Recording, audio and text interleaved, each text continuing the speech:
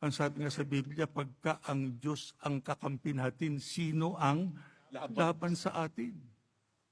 Huwag kayong papayag na ang Panginoong Diyos di nyo kakampi. Lalo na sa panahong ito. Kaya lang tayo nakalalampas sa lahat ng pagsubok, sa lahat ng suliranin, sa lahat ng kabalisahan, sapagkat kakampi natin ang Diyos. Huwag tayong papayag na siya'y mawala sa ating buhay o kaya ay magtampo siya sa atin sapagkat hindi natin nagagawa yung inaasahan niya sa atin. Manghawak tayong lagi sa Kanya, sumunod tayong lagi sa Kanyang mga kalooban para nang sa ganon, makatiyak tayo ng Kanyang mga pagpapala sa ating buhay.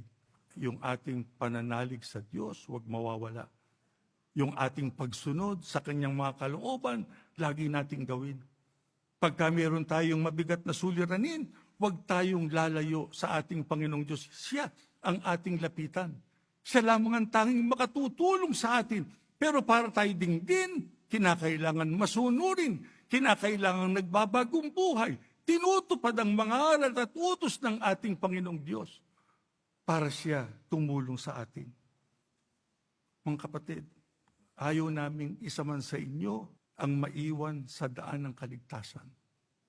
Napakalapit na ng araw ng ating kaligtasan. Nagmamadali ang panahon.